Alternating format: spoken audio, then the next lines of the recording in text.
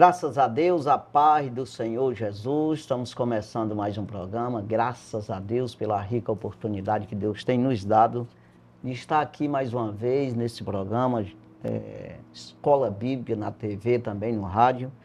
Deus tem nos dado a oportunidade sempre de ouvir, de fazer a sua obra e ouvir sua palavra, né? E aqui estamos exatamente para fazer a vontade de Deus, falar o que Deus quer falar e não o que nós queremos, né? Sempre a gente pede isso, né?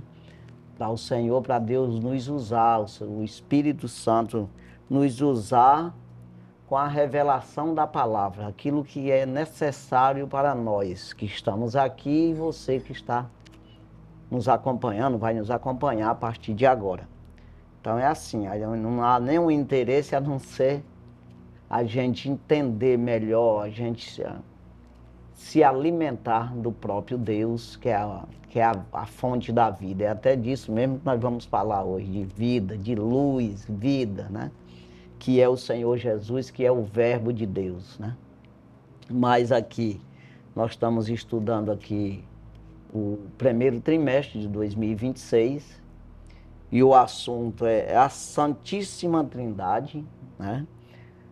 Aqui o tema e o subtema, o Deus único revelado em três pessoas eternas. Então, eternas, né? Então, é esse o nosso tema desse trimestre, 8 de fevereiro de 2026, né? Essa lição de número 6, 8 de fevereiro de 2026, né? O assunto da lição de hoje: o Filho como o Verbo de Deus. O Filho como o Verbo de Deus. Ou seja, o Filho como a palavra de Deus, né? Aí não tinha como Deus falar tão claro como através do Filho, né? Então, ele mesmo, seu Filho sendo Deus também, né? Sendo eterno como ele, como o Pai, ele se fez carne, se fez como um homem, e isso verbalizou, apresentou Deus na terra, né? Encarnado. Aí assim, ele demonstra Deus em nós, que Deus pode usar um homem como usou o próprio, sendo ele mesmo Deus ali, e como homem também. Então, nada mais claro para nós do que isso aí, né? Deixou bem claro que Deus, ele está no homem, se o homem quiser, que é o caso de Jesus como homem, Deus estava nele. Assim, então foi uma maneira de apresentar literalmente Deus ali, né? O próprio Jesus, ele disse aos discípulos isso mesmo. Muitos profetas e muitos reis quiseram ver o que vocês estão vendo e ouvir o que vocês estão ouvindo. Nem viram e nem ouviram, mas vocês são bem-aventurados, porque estão vendo e estão ouvindo, né? Então veja aí que muitos queriam ver o Salvador. Quem é o Salvador? Como é? As pessoas se preocupam hoje até em ver o anticristo. Quem será? Embora a gente não queira ver, mas a gente fica na expectativa, né? Quem será? Será que é aquele? É aquele outro? Então, nesse tempo, eles, milhares de anos, ficaram esperando, né? Ali o Cristo, o Messias vinha, o prometido, né? Então é assim, aí o texto áureo: e o Verbo se fez carne e habitou entre nós, e vimos a sua glória, como a glória do unigênito do Pai, cheio de graça e de verdade. João capítulo 1, versículo 14, né? É um versículo bem conhecido, sempre a gente fala esse versículo aqui, que é o único que diz claramente que a palavra se fez homem, se fez carne, né? Então, aqui, verdade prática: Jesus Cristo é o Verbo eterno e é a revelação plena e visível de Deus ao mundo, manifestando graça, verdade e a glória do Pai. Então veja, ele trazendo essa revelação, como eu já falei, deixando bem claro para os homens, né, que existe esse Deus. Então, aqui nessa lição mesmo vai falar um versículo, João 1:18, que ele diz que ninguém tem visto o Pai, mas o Filho fez o revelar. Ou seja, quem viu Deus? Ninguém viu. Mas olhando para Cristo, viu. Aí ele disse isso para Filipe. Filipe era crente, pode ver que ele até questionou Natanael, aquela história toda. E Filipe disse, não, mostra-nos o Pai que nos basta. Ali ele disse, Filipe, estou tanto tempo com vocês, e tu está me perguntando para mim mostrar o Pai, falando para mim mostrar o Pai. Quem olha para mim vê o Pai. Então veja, eu sou Deus, Deus é assim. Age dessa forma, quer dizer, as ações de Jesus, o físico também, assim, no sentido de imagem, né? E a semelhança todinha de Deus. Então nós temos isso aí também, se a gente se assemelhar ao Senhor, não é assim? Então as nossas atitudes ficam semelhantes ao do Senhor. E isso é a luz, né? Como vai ser falado aqui, que Jesus ele é a luz dos homens, né? Que é o que ensina os homens, que clareia para os homens. A tua palavra é lâmpada para os meus pés e luz para o meu caminho, né? O salmista diz. Né? Então, essa luz, ela clareia o pecado. O que é isso? Até eu não posso saber o que é errado na minha própria vida, mas quando eu tenho Deus, Ele me revela. E não faz isso, está errado isso aí. E o errado, eu tenho dito às vezes, que as pessoas pensam que pecado é aquilo que todo mundo sabe que é, quase todo mundo sabe, no sentido natural. Mas não é isso aí. Pecado é só em você não acreditar em Jesus, já está pecado, já é pecado. Quer dizer, e é uma coisa que é um estilo de vida ali que você só vai ver o que é certo se você aceitar o Senhor, que tem exatamente essa luz, que é exatamente essa clareza das coisas. Né, você pode pensar, você vai estudar numa universidade, você nunca pensa que vai cair questionamento lá, que quando cai lá para ti, você diz, nunca pensei de passar por isso aqui, de precisar, de ser necessário isso aqui, né? Até mesmo se você está estudando para veterinária, e cai outras coisas, matemática, sei lá, uma coisa que não tem nada a ver com o animal.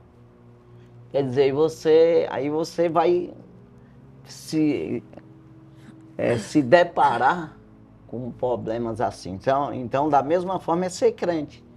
Você diz, mas eu nunca pensei que fosse necessário isso aí. E isso aqui fosse errado diante de Deus.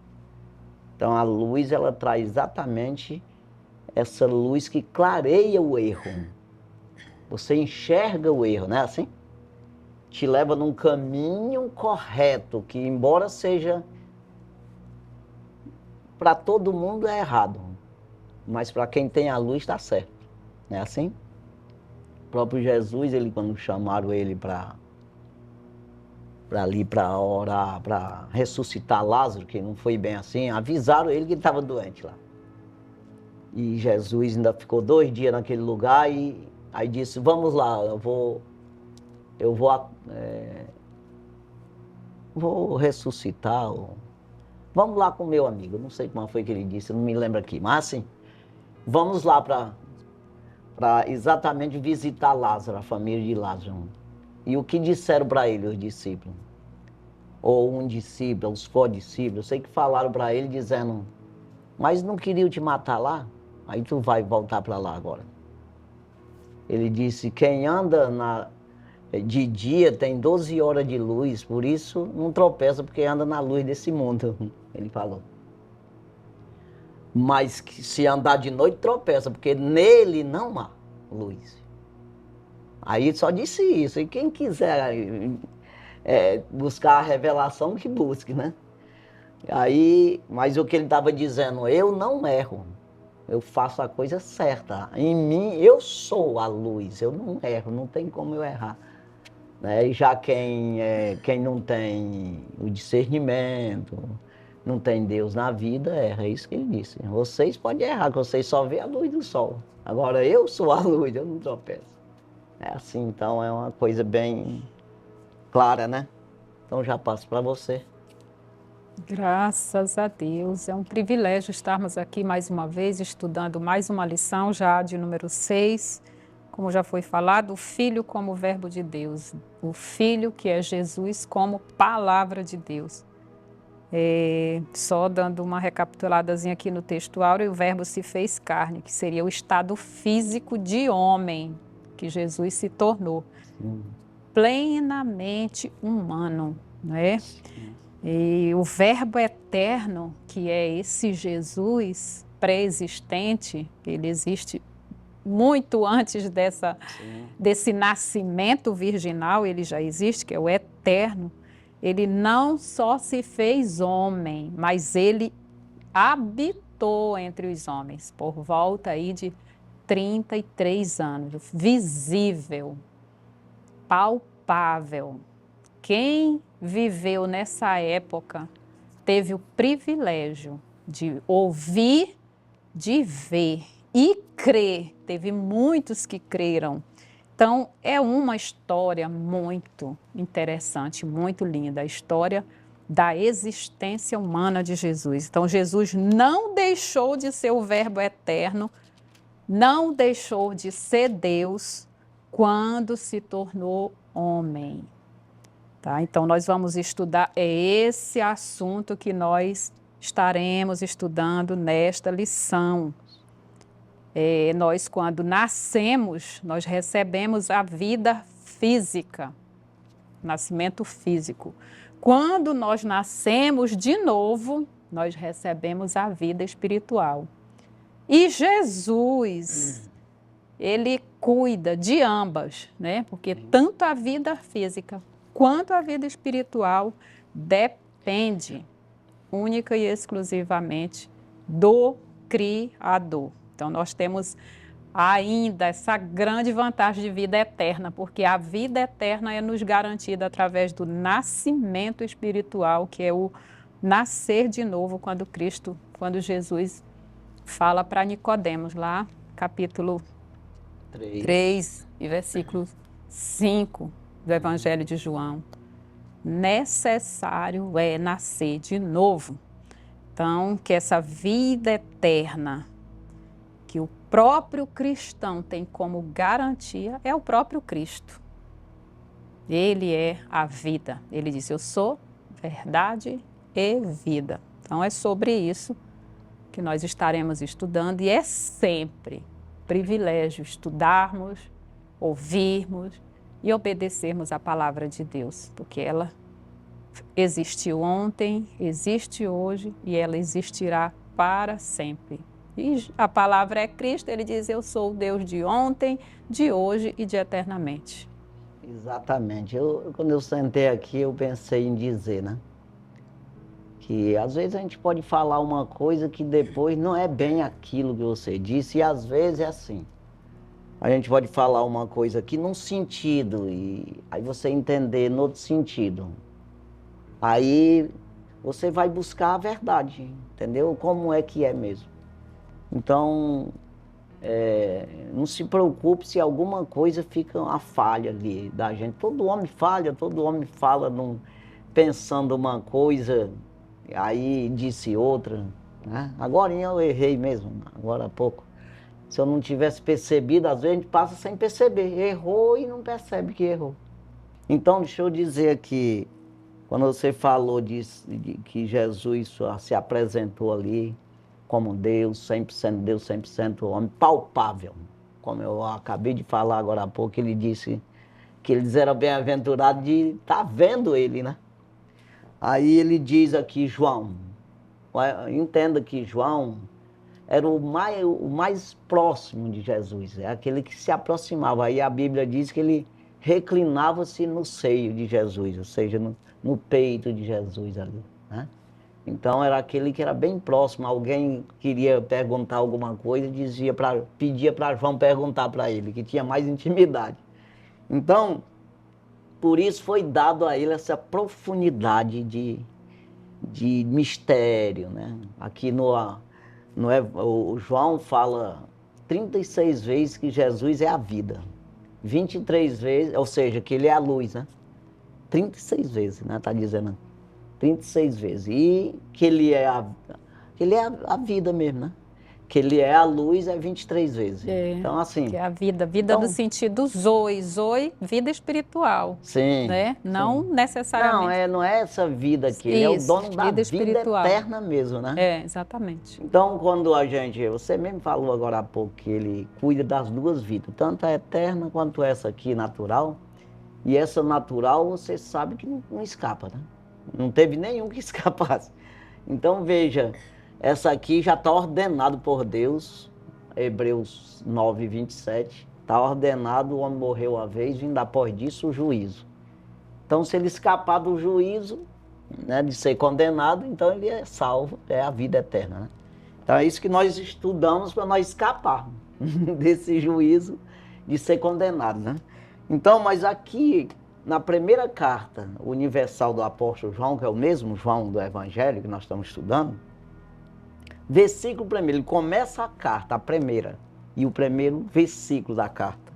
Ele diz assim: o que era desde o princípio, e o que vimos com os nossos olhos, o que temos contemplado e as nossas mãos tocaram da palavra da vida. Então ele diz que viu com os olhos, não só ele vimos, mais gente, né? E tocamos com as nossas mãos na palavra da vida. Então veja, o verbo estava ali manifestado de maneira que eu podia pegar na palavra. Então o que é? Por que Jesus é a palavra? O que ele diz está certo, não cai por terra, passa o céu, passa a terra, mas nenhuma das minhas palavras vão me passar. Se ela é para salvar, se não escutar, condenou-se, ou seja, está condenado. Então ele disse: eu vim para salvar o mundo, eu não vim para condenar, mas as palavras que eu prego, essa condena. Quer dizer, não é uma questão que a palavra condena, porque já está condenado. A maneira de escapar é pela palavra. É como se seja uma escadinha ou um caminhozinho. Ou, né? Uma maneira e uma arma que você pode ir atirando no inimigo e sair fora daquela prisão que você está. Ou a chave que você destranca os cadeados que está prendendo teus pés, tuas mãos. Ou o dinheiro, como o próprio Jesus disse: buscar o ouro provado no fogo, buscar em mim o ouro provado no fogo para te enriquecer. Então a maneira de tu pagar a tua conta é com essas palavras que Jesus disse. Entendeu? Então ele é a palavra, a fonte da palavra, que sai a vida, sai a água da vida, sai a luz, né? Que faz você enxergar, não é que eu estou vendo agora? Que eu estava errado, eu pensei que eu estava certo. É isso aí. Então é um mistério muito grande, e às vezes as pessoas pensam que é uma maneira, uma decisão que a gente tomou de virar crente. Não é isso aí não.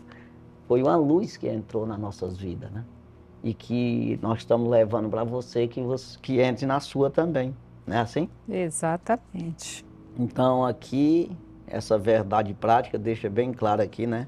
Jesus Cristo, o Verbo eterno, é a revelação plena e visível de Deus ao mundo. A nós nesse mundo corruptível, né? Nós enxergamos através de Jesus, né? Manifestando graça, verdade e a glória do Pai. Né? Então é isso aí. O Pai, sempre Jesus disse: se vocês fizerem isso, é glorificado meu Pai. Né? Então, é glorificado o Pai, o Filho e o Espírito Santo, os três, quando a gente obedece ao Senhor. Né?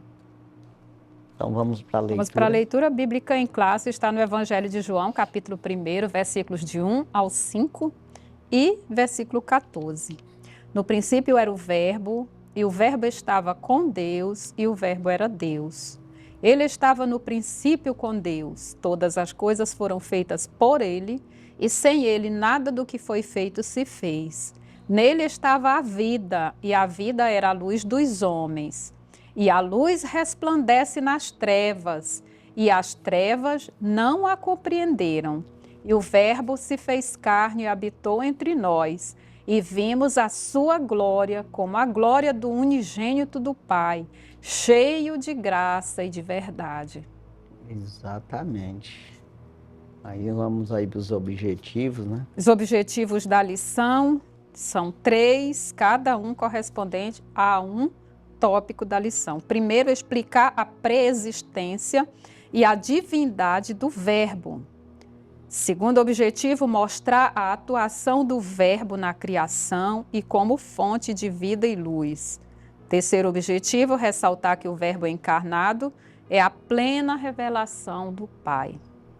Exatamente. Aí, a introdução, né? Isso. Introdução. O prólogo do Evangelho de João apresenta o Verbo eterno como Deus, Criador e Revelador. Ele se fez carne e revelou-se de forma plena e completa a glória do Pai. O apóstolo João afirma que viu a glória do Deus unigênito, cheia de graça e de verdade. Nesta lição veremos que essa revelação marca o clímax da encarnação do Verbo, o Filho de Deus, onde o invisível se tornou visível, o eterno entrou no tempo e o insondável foi manifestado em Cristo Jesus. Insondável. Então é aquilo, ele faz revelar, né?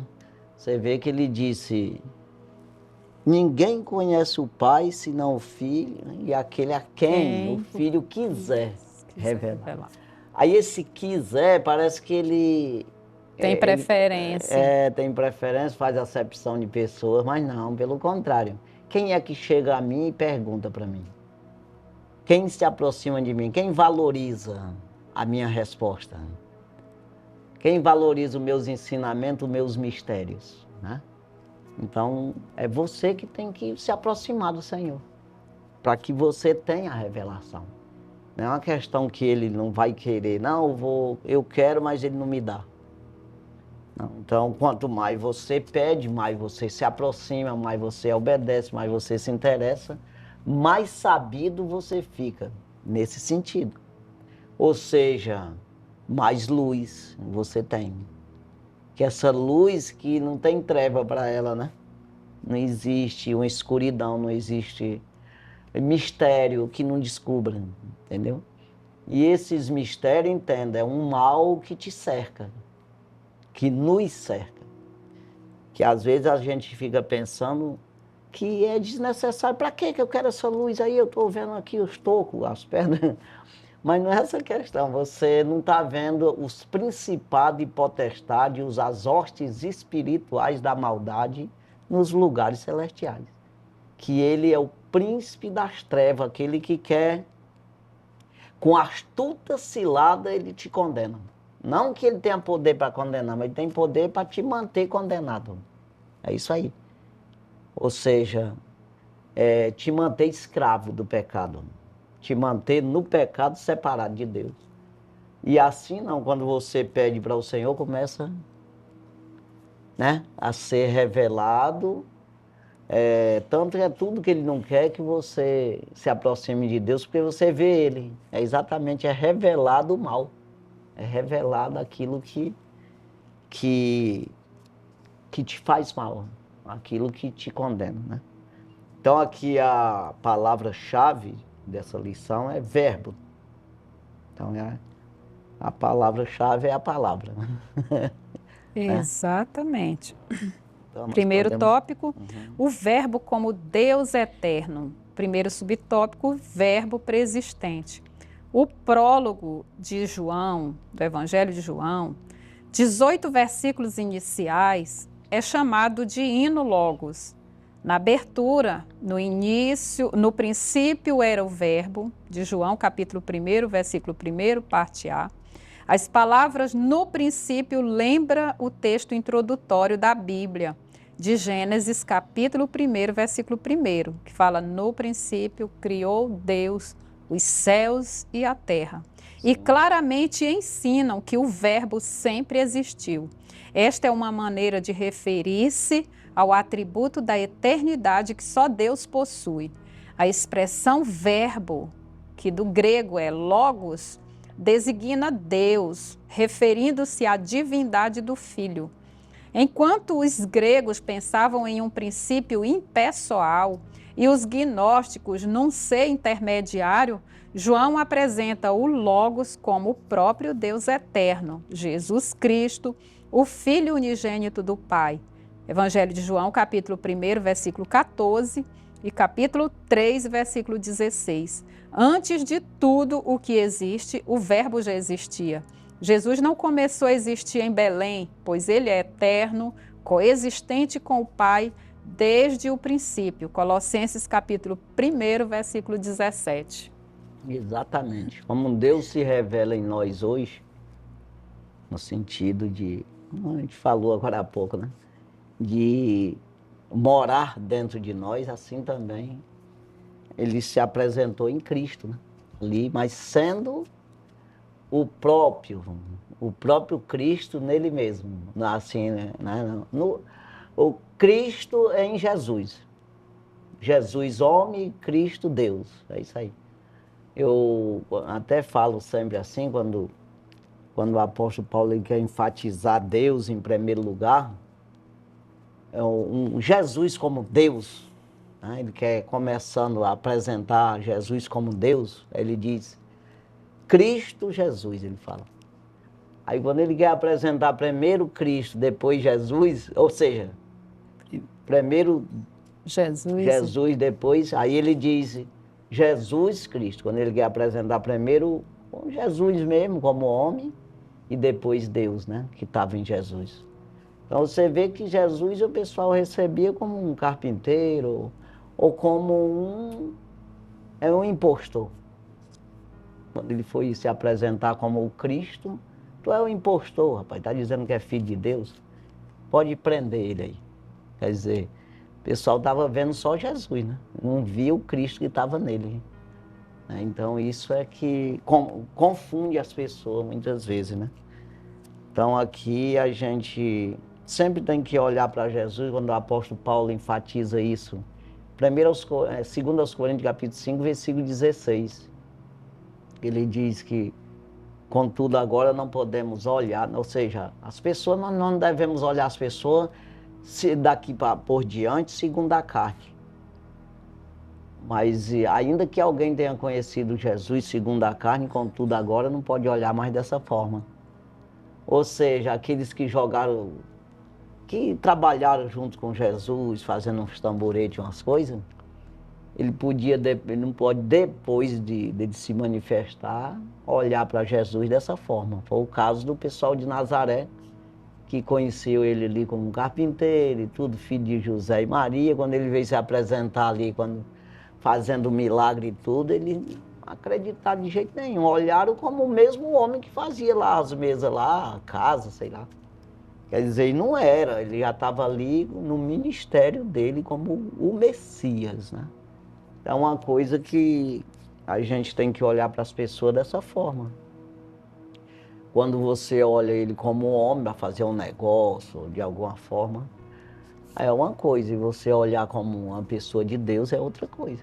Você não deve ficar olhando para uma pessoa só num sentido material. Você tem que olhar esse lado espiritual da pessoa, esse homem interior da pessoa.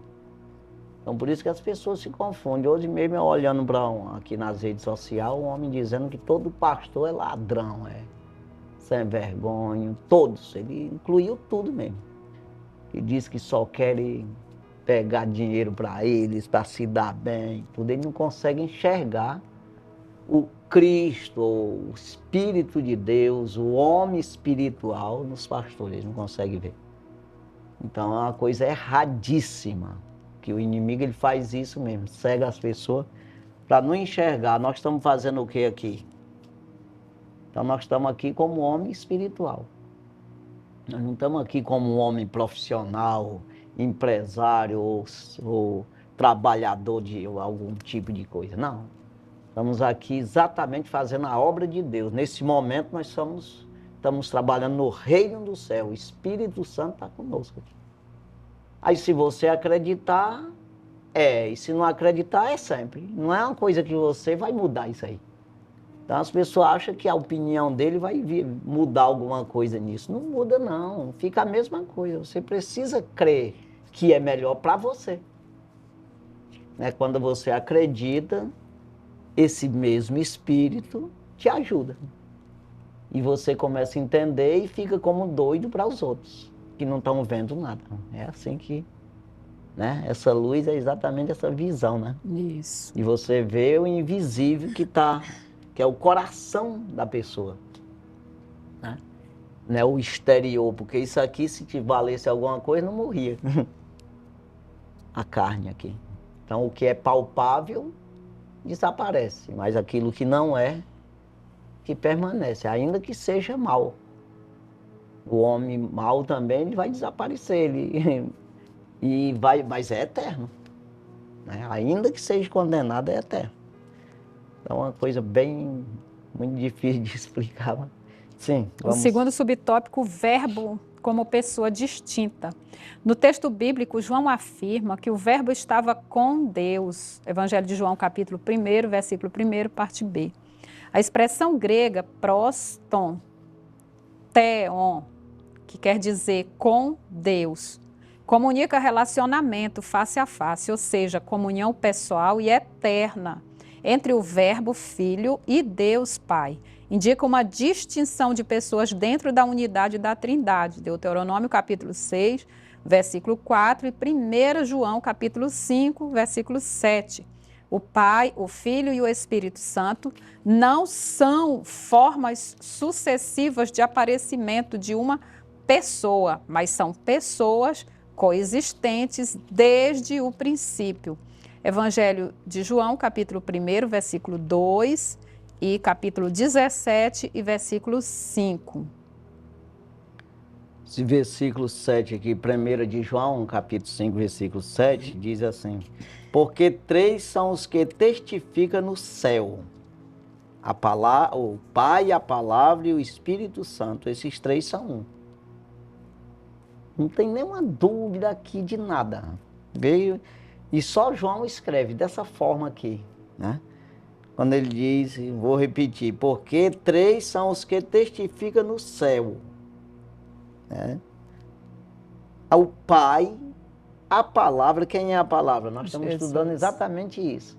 É Jesus. E o Espírito Santo, esses 3 são um. O que testifica? Esses 3 é o que leva nós à presença de Deus. É o que salva o homem. Ou seja, justifica o homem diante de Deus. Está aqui, ó. Ele está justificado. O Espírito nos leva ao Verbo, à Palavra, que é Jesus, e essa palavra nos leva a Deus. Então os 3 estão lá testificando por nós. É isso aí. Então é bem claro, para que a gente entenda isso aí, Vamos... Terceiro subtópico, o verbo é da mesma essência do Pai. Ainda no versículo de abertura, João revela o verbo era Deus. Evangelho de João, capítulo 1, versículo 1, parte C. Aqui a palavra grega para Deus, theos, aparece sem o artigo definido, fato que tem gerado discussões exegéticas. Porém, na estrutura grega, a ausência do artigo não implica em definição ou inferioridade. Essa construção enfatiza a qualidade ou a natureza do sujeito. A omissão do artigo não significa um Deus, como sustentam traduções heréticas, mas é um indicativo da natureza do verbo. Esclarece que o verbo compartilha da mesma essência divina. Evangelho de João, capítulo 10, versículo 30 e capítulo 14, versículo 9. Desse modo, o verbo é como o Pai, eterno, Evangelho de João, capítulo 1, versículo 2, e Criador, Evangelho de João, capítulo 1, versículo 3. Portanto, a expressão o verbo era Deus ensina que Jesus é da mesma substância do Pai, isto é, Deus em sua totalidade. Colossenses capítulo 1, versículo 15, capítulo 2 e versículo 9. É aqui, João capítulo 1, versículo 3, todas as coisas foram feitas por ele, nada do que foi feito se fez sem ele. Então, tudo foi criado através de Jesus. E aí, quando você vai ver lá no Criação, que é o que estamos lá em João, lá na Criação aqui, né? E aí a gente vai ver que Deus fez as coisas como? Ele criou com o quê? Com a palavra. Então, não tem nem dúvida, né? Então, haja peixe. Houve peixe. Tá assim. Então, a palavra que criou. Então, por isso foi Jesus, foi através de Jesus que foi criada as coisas, né? Aí, Hebreus, também no capítulo 1, bem no início, fala que por quem criou o mundo, né? Aí, Hebreus 11, 3, né? Pela fé, nós cremos que os mundos, pela palavra de Deus, foram criados. De maneira que o que se vê não foi feito do que é aparente, né? Ou seja, é uma criação pelo verbo. Criou-se todas as coisas, né? Somente o homem é separado dessa... Porque ficou essa dependência aí. Esse homem, né, que tem uma parte terrena e uma parte de Deus, né? Que tinha por obrigação manter essa parte de Deus ali na obediência. E aí, como caiu, de maneira mudou as coisas e assim ele tem que correr atrás para voltar para Deus outra vez, né? É assim. Mas vamos aqui para o nosso intervalo, né? Isso. Aí daqui a pouquinho a gente volta aí já com o segundo tópico da lição, no nome de Jesus.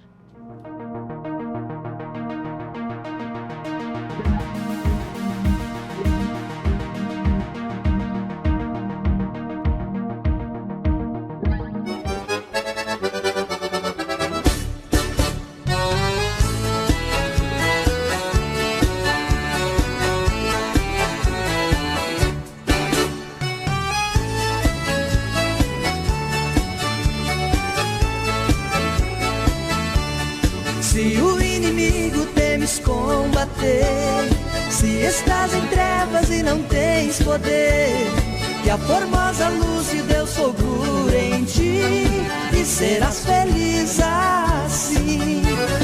Deixa a luz do céu entrar, deixa a luz do céu entrar, que a formosa luz de Deus fulgure em ti e serás feliz assim. Se a tua fé é fraca no Senhor e não mostras frutos e nenhum fervor, que a formosa luz de Deus fulgure em ti e serás feliz assim. Deixa a luz do céu entrar, deixa a luz do céu entrar, que a formosa luz de Deus fulgure em ti e serás feliz assim.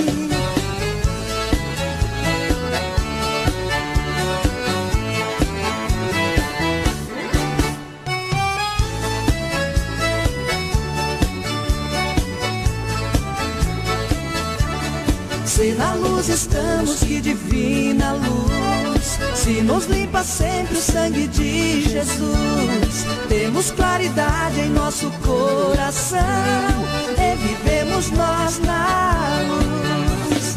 Deixa a luz do céu entrar, deixa a luz do céu entrar, que a formosa luz de Deus fulgure em ti e serás feliz assim. Se de Deus o Espírito Consolador traz a luz do céu divino resplendor, penetrando ele no teu coração, viverás então de amor. Deixa a luz do céu entrar, deixa a luz do céu entrar, que a formosa luz de Deus fulgure em ti e serás feliz assim. Deixa a luz do céu entrar, deixa a luz do céu entrar, que a formosa serás feliz assim.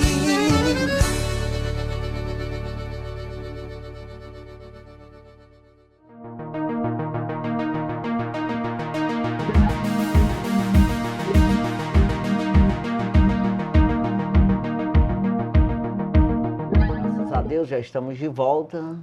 Nós vamos para o segundo tópico. Segundo tópico, o verbo como criador. Primeiro subtópico, o agente da criação. A Bíblia declara que no princípio criou Deus. Gênesis capítulo 1, versículo 1, parte A. A expressão criou traduz a palavra hebraica bara, termo reservado à atividade criadora de Deus. Gênesis capítulo 1, versículo 21, 27, capítulo 2, versículo 4, capítulo 5, versículo 1 e 2, capítulo 6, versículo 7. Afirma que o universo foi criado por Deus a partir do nada, do latim ex nihilo, Hebreus capítulo 11, versículo 3. A doutrina de Deus como Criador possui fundamentos tanto no Antigo Testamento, registrado nos Salmos 33, verso 6, Isaías 45, versículo 12, Neemias capítulo 9, versículo 6, quanto no Novo Testamento, Atos capítulo 17, 24, Romanos capítulo 1, versículo 20 e Apocalipse capítulo 4, versículo 11. Nesse sentido, João apresenta Jesus também como Criador. Todas as coisas foram feitas por ele e sem ele nada do que foi feito se fez. Evangelho de João, capítulo 1, versículo 3. Este versículo enfatiza a divindade do Verbo, uma vez que a criação é obra exclusiva de Deus. Colossenses, capítulo 1, 16 e 17. Desse modo, o Filho é o agente ativo na criação do universo. Hebreus capítulo 1, versículo 2. Exatamente o que falei agora há pouco, né? Mas é assim, então veja aí a clareza, né, de que Deus, o Pai, o Filho e o Espírito Santo estão na criação de tudo. Mas quando se trata de terra, vamos dizer assim, aí é com o Filho, né? Vamos dizer, por ele, porque na verdade, quando falo assim, eu entendo que é tipo na responsabilidade da execução ser de Cristo, ser do Senhor Jesus Cristo. A execução no sentido do projeto, até a gente, né, nas outras lições a gente estudou sobre isso. Então os três criaram, o Pai é o que faz o projeto, o Filho executa e o Espírito Santo está em todos, né? Sustenta. E em todos os sentidos, é ele que é também o que ensina, o que mostra, o que incentiva, né? Então veja que, mas através de Jesus você vê que ele é cordeiro morto antes da fundação do mundo. Então você vê que está tudo num projeto já, né? Então, porque Deus deu um nome acima de todos os nomes, né, ao Senhor Jesus, né? Se dobrará, todo joelho está no céu, na terra, debaixo da terra, ou seja, tudo é sujeito a ele. Então, quando diz assim, por ele foi criado todas as coisas, sem ele nada do que foi feito se fez. Porque, na verdade, ele é o executor de tudo, esse projeto. Não que seja mais do que os outros e nem os outros mais do que ele, mas é exatamente isso aqui, né, que através do próprio Jesus é restaurado esse homem que foi criado e se corrompeu, né, e o próprio Jesus fez o resgate, né? Então veja que por ele executa a obra do reino de Deus na face da terra. Então é isso aqui. Criar é uma obra exclusiva de Deus. Exatamente. Aí Romanos 11, 36, porque dele e por ele e para ele são todas as coisas. E glória, pois, a ele eternamente. Amém. Então, ele que é o princípio e o fim. É onde o homem pensa que de alguma forma ele escapa de Deus, né? Pode ser independente de Deus, não precisa de Deus. Para que isso? Para que Deus? Ou para que tanta formalidade para se chegar a Deus? Não, tudo que Deus fala é realidade. Se não fizer, está errado. Então, aí o homem pensa que ele vai conseguir escapar. E não, tudo se fecha nele, não tem como. É como que ele seja uma cerca, né? Deus, ele é isso, o princípio e o fim de todas as coisas. Não tem, depois dele não tem para onde tu ir. Quando a gente vê uma coisa, uma palavra que confirma isso aqui, é quando o apóstolo João, esse mesmo apóstolo aqui, viu o Apocalipse, né? Foi uma revelação de Deus para ele, o próprio Jesus revelou para ele, final de todas as coisas, ele viu o juízo final, viu Jesus sentado no trono para julgar todos que habitam, né, em todos os lugares. Então ele viu, e ele disse que viu o céu e a terra que queriam fugir da presença do Senhor e não foi achado lugar para eles. Quer dizer, queria fugir, ele queria escapar. O céu, o que é isso? Os anjos, querubins, serafins, todo mundo queria, por causa da presença que ele vem para julgar, ele vem como juiz nesse dia, ele não vem como salvador, ele não vem como intercessor, ele não vem como resgatador, como advogado, ele vem como juiz, né? Então a presença dele já traz aquele medo, aquele pavor de que dá de se entender assim pela maneira que está escrito lá. Então, Apocalipse 20, capítulo 11, né? Que diz isso aí. Então, de cuja presença fugia a terra e o céu e a terra, mas não foi achado lugar para eles, ou seja, não tem para onde ir. O homem, ele tem que encarar Deus mesmo. E esse encarar, vamos dizer assim, tem que ser agora. É melhor agora, porque depois você já não tem mais o que fazer. Então, hoje não. Você encara, que é exatamente você se convencer de que é dependente, precisa. E aí você começa a escutar a palavra de Deus para você se santificar, né? Se lavar do pecado, né? E assim você, nesse dia, está pronto diante do Senhor. Mesmo que tenha pavor, no dia que os anjos vão ter também, mas você não vai ser condenado. Ou seja, você vai estar no lado de Jesus. Você está com Jesus. A Bíblia diz que nós vamos julgar os anjos. A Bíblia diz isso. Que anjos? Os anjos caídos. Que são os demônios, né? Então a igreja, junto com o Senhor, vai julgar esses anjos. Esse julgamento é exatamente nesse dia do juízo, né? Então vamos prosseguir. Segundo subtópico, a fonte da vida. O apóstolo João enfatiza com clareza que nele estava a vida. Evangelho de João, capítulo 1, versículo 4, parte A. Referindo-se ao Verbo eterno, Jesus Cristo. Essa declaração revela que o Verbo é a fonte absoluta e originária de toda forma de vida, tanto física quanto espiritual, e eterna. Evangelho de João, capítulo 3, versículo 36, 1 João, capítulo 5, versículo 11 e 12. A expressão denota a autossuficiência do Verbo, uma característica específica da divindade. Atos, capítulo 17, versículo 25. Jesus não depende de nada ou ninguém para viver. Ele compartilha da mesma substância divina, porque, como o Pai tem a vida em si mesmo, assim deu também ao Filho ter a vida em si mesmo. Evangelho de João, capítulo 5, versículo 26. Essa verdade afirma que a vida eterna e imutável que está no Pai está igualmente no Filho, apontando para a mesma essência dentre as pessoas da Trindade.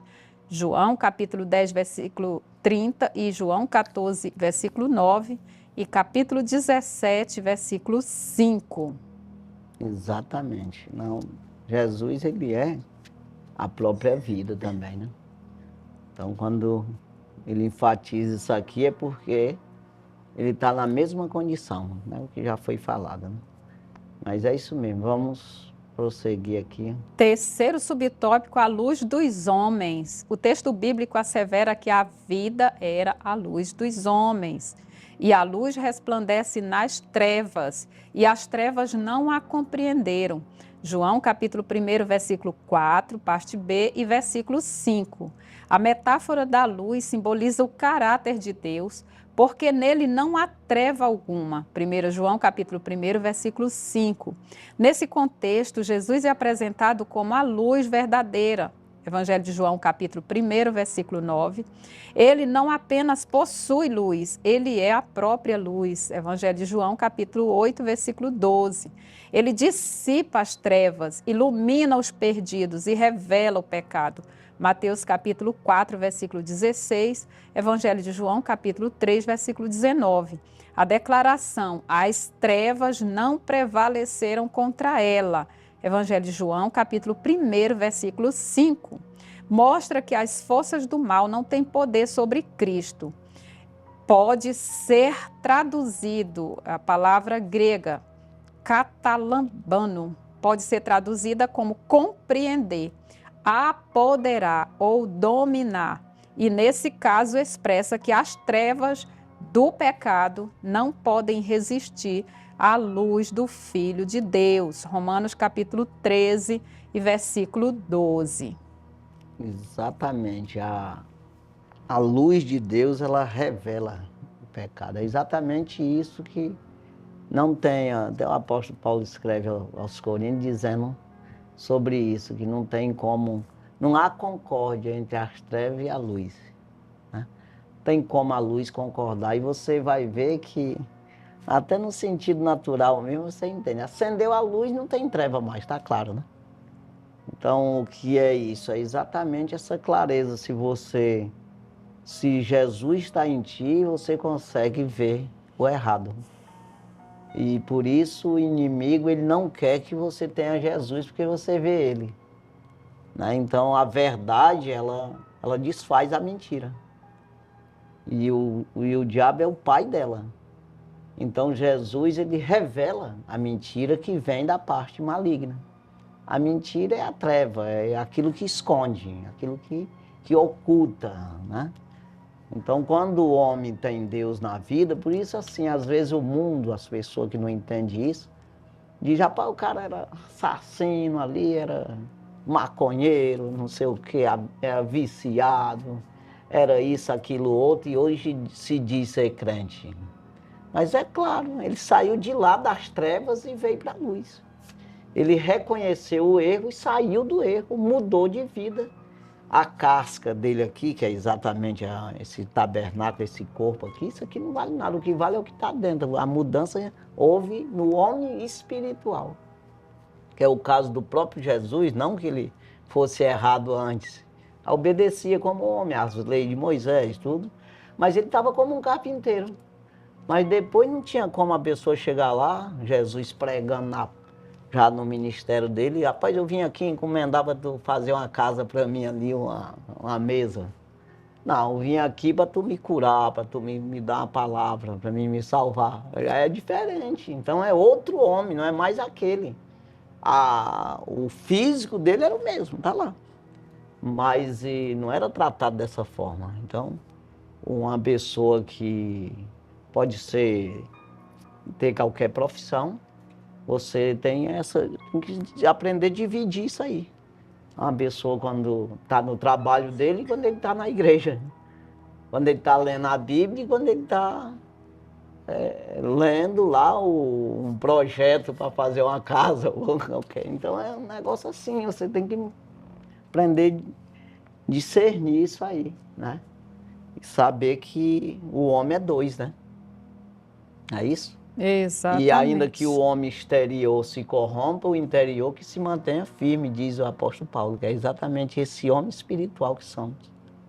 E fazendo essa comparação com Gênesis 1, versículo 2, e a terra era sem forma e vazia, e havia trevas sobre a face do abismo. Existia escuridão, E com a palavra de Deus, haja luz, houve luz. Então, o caos agora se torna em lugar ordenado. Da mesma forma, o ser humano. Nós, sem a presença de Cristo, que é a luz, que vem revelar e expor o nosso pecado, é somente através de olharmos para Jesus que vamos nos ver como miseráveis pecadores. E agora nós vamos para Cristo, nos arrependemos dos pecados, somos libertos dessa escravidão, e aí a nossa vida, que se torna uma nova vida em Cristo, né? Exatamente. Que agora, pois, se alguém está em Cristo, nova criatura é. As coisas velhas já passaram, eis que tudo se fez novo. Então, aquilo que era um caos se torna agora uma vida plena, uma vida abundante, o que Jesus promete lá em João 10:10. O ladrão não vem senão a roubar, matar e destruir, mas eu, Jesus declara, vim para que tenham vida e vida em abundância. Então, a nossa vida só é vida abundante se tivermos essa luz de Cristo a nos conduzir. Exatamente. Né? Vós sois a luz do mundo. Né? Que aí ele diz para a gente resplandecer, não pode esconder uma cidade de casa ou monte, deixar que as obras venham resplandeça essa luz que há em vocês, para que Mateus 5:16. As pessoas possam ver as boas obras de vocês e assim glorifique o vosso Pai que está nos céus. Está revelado através dessa luz, que é o quê? A palavra de Deus, que é ela. Não tem outra maneira, né? Terceiro tópico, o verbo como revelação do Pai. Primeiro subtópico, a encarnação do verbo. João também apresenta o verbo como o supremo meio de autorrevelação do Pai. O verbo se fez carne e habitou entre nós e vimos a sua glória. Evangelho de João, capítulo 1, versículo 14, a parte A. Esta afirmação marca o ponto culminante da revelação divina. O verbo se tornou homem sem deixar de ser Deus. Filipenses capítulo 2, versículos 6 ao 8. O termo grego habitou significa literalmente armou sua tenda.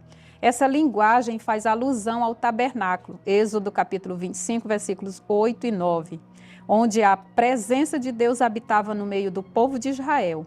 O corpo de Cristo é assim comparado a esse tabernáculo.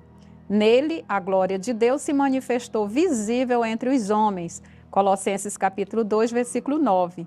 Ele revela a união hipostática, que são das duas naturezas do Filho, divina e humana. Ele é o Emanuel, o Deus conosco. Mateus capítulo 1, versículo 23. A plena revelação do Pai. Hebreus capítulo 1, versículo 1. Pois é, aí ali estava a arca da aliança, né? Dentro do tabernáculo, assim, é Cristo também, é o Cristo dentro de Jesus, assim. E Deus dentro de nós também, a mesma coisa, nós somos um tabernáculo de Deus, né? Deus não habita em templo feito por mão de homem. Habitar no sentido de estar mesmo, de ser... Não é de estabelecer, de ser aprovado, de ajudar, de salvar. É nesse sentido aí, não é no sentido a presença dele só ali, não. É a presença no sentido de salvação mesmo. Então, habitação de aliança. É assim, moradia com aliança, com convivência, vamos dizer assim. Então, ele habita no homem, dentro desse tabernáculo que somos, nós somos uma casa de Deus, né? Uma habitação dele. E quando o Espírito, o apóstolo Paulo fala nós somos o templo de Deus, né? Que ele habita em nós, o Espírito, aí o mesmo Pai, Filho e Espírito Santo está em nós, entendeu? Você vê que o próprio Jesus, na oração que ele fez, ele disse isso: assim como eu estou em ti e tu em mim, eu quero que ele esteja em nós. Aí ele não tinha falado ainda do Espírito Santo, porque ele estava pregando ali. Ele não tinha enviado ainda o Espírito Santo. Por isso ele não disse, não tinha dito, eu quero, assim como o Espírito está em mim, já estava mesmo, né? E tu está em mim, eu estou em ti, eu quero que ele esteja em nós. Eles, que é nós, esteja em nós. Então veja que é os 4 juntos aí, que somos nós neles 3, entendeu? E eles 3 em nós, né? Sim. Isso é um privilégio. Oh, meu Deus nos inclui. Sim. Vamos Segundo prosseguir. subtópico, a plenitude da graça e da verdade. João, testemunha ocular da encarnação do Verbo, declara ser a glória do unigênito do Pai, cheio de graça e de verdade. João capítulo 1, versículo 14, parte B. A palavra glória, do grego doxa, remete ao conceito da Shekinah, a presença gloriosa de Deus entre o seu povo. Êxodo capítulo 40, versículo 34 e 35. Porém, enquanto a glória na antiga aliança se manifestava parcialmente, em Cristo ela se mostra plenamente. João capítulo 2, versículo 11, capítulo 17, versículos 1 ao 5. A frase cheio de graça e de verdade revela o conteúdo dessa glória. Diferente da lei dada por Moisés, João capítulo 1, versículo 17, parte A, Cristo encarnou a própria graça salvadora e a verdade eterna. Ele não apenas ensina a verdade, ele é a verdade. Evangelho de João capítulo 14, versículo 6. E não apenas oferece graça, ele é a plenitude da graça de Deus. Uma provisão contínua que se manifestou salvadora a todos os homens. Tito, capítulo 2, versículo 11. Como que Jesus, ele estava, e isso é claro na Bíblia também, estava de trás do véu. Existia esse véu entre Deus e os homens, né? Aí Jesus, ele rasgou esse véu. Então, ele agora é pleno, é completo, é visível, né? Ali. E depois ficou visível em nós nesse sentido aí, que o Espírito ficou aqui para trazer essa revelação, nos apresentar a Ele, levar até Ele. E Ele está em nós, e o Pai, Ele, como nós falamos agora há pouco. Então, uma coisa muito mais clara, que era uma sombra. Então, veja que os filhos de Israel não podiam ver a glória de Deus em Moisés, porque brilhava como o sol. Então ele tinha que ter um véu, né, para ver. Do mesmo jeito, para os homens, não via a aliança, a arca da aliança ali, que tinha um véu que separava. Mas o sacerdote levava com sacrifício, tanto por ele como pelo povo, um sacrifício do animal e tudo, era permitido chegar na presença lá. Ele passava o véu para o outro lado, de ano a ano, aquela história toda. Então, Jesus, ele tirou tudo isso, esses obstáculos do meio, e se apresentou. Apresentou nós a Deus, levou nós a Deus. E leva, né? Que é o caso, que é quando a gente fala assim, parece que levou todo mundo. Não, leva quem se agarra nele. Quem acredita na sua palavra, através da sua palavra, ele nos leva a Deus. Ou ele vem para nós, os 3, né? Permite a fusão dos 3, é isso aí, essa aliança, né? Terceiro subtópico, revelador do Deus invisível. No último versículo do seu prólogo, João afirma: Deus nunca foi visto por alguém. O Filho unigênito que está no seio do Pai, este o fez conhecer. Evangelho de João, capítulo 1, versículo 18. Aqui o apóstolo enfatiza que Deus é invisível e inacessível. Êxodo, capítulo 33, versículo 20, 1 Timóteo, capítulo 6, versículo 16. No entanto, o Verbo o revelou de forma plena e perfeita.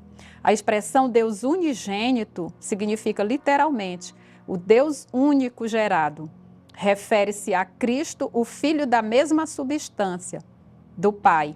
Essa declaração reafirma a eternidade e a plena divindade do Filho. Cristo é a autorrevelação completa do Pai. Quem me vê a mim, vê o Pai. Evangelho de João 14 e 9. Exatamente. Então, foi essa clareza aí, tirou todos os obstáculos, toda a cegueira, toda a treva, tudo que estava no meio, que atrapalhava. O apóstolo Paulo fala do Antigo Testamento para o Novo Testamento, uma parede que estava no meio foi tirada. Então, dos 2 povos, fez um povo só. Então, fala de Israel e fala do gentio, fala de nós, do que não é crente e do que é crente, né? Então essa parede ela foi tirada, mas está livre, mas para quem quer passar para esse lado, né? Então é assim, quando você acredita no Senhor, você muda de lado. É revelado, é esclarecido, entra a luz em você, né? Essa luz que é a luz dos homens, né? Que é outro olho, né? Não é o olho natural, mas um olho espiritual, um olho sobrenatural, né? Outra mente, não é a mesma mente só, a nossa natural, mas vem a mente, é desbloqueada e a mente espiritual do homem, né? Através do Senhor. Tirar, é aberta uma chave, uma porta, uma janela. Mas é isso aí, vamos à conclusão. Conclusão. Jesus Cristo é o Deus unigênito que revela o Pai. Nele, a glória, a graça e a verdade de Deus são plenamente manifestas. A encarnação do Verbo não é apenas uma doutrina essencial da fé cristã, mas também um chamado à adoração e proclamação daquele que é a imagem visível do Deus invisível. O Senhor Jesus é a perfeita revelação do Pai à humanidade. Que cada crente reconheça que conhecer a Cristo é conhecer o próprio Deus e que proclamar essa verdade é tornar a glória do Pai conhecida no mundo.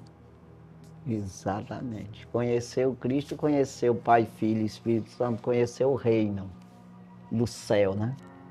Então você começa a ter acesso a esse entendimento, né, do mundo espiritual.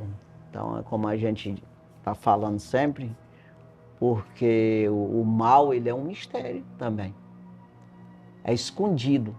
Ele não se manifesta. Ainda que manifeste ali a maldade no sentido de ruim, de perversidade, mas você não consegue se livrar dela. É tipo uma doença que não tem remédio. Aí você está doente, mas faz o quê? Não tem o que fazer. Mas quando você tem Jesus, você sabe a fonte, né? Ele é o antídoto contra o pecado, contra a dívida que você adquiriu, né? É o único que pode remir, né? É isso aí. Então nós vamos aqui encerrando o nosso programa de hoje. Que Deus abençoe grandemente a sua vida, né, a você, sua família, e continue nos acompanhando aí, né, através Ministério Verdade, né, nas redes sociais aí e no YouTube aí, né, nós temos aí Missionário Ramalho, né?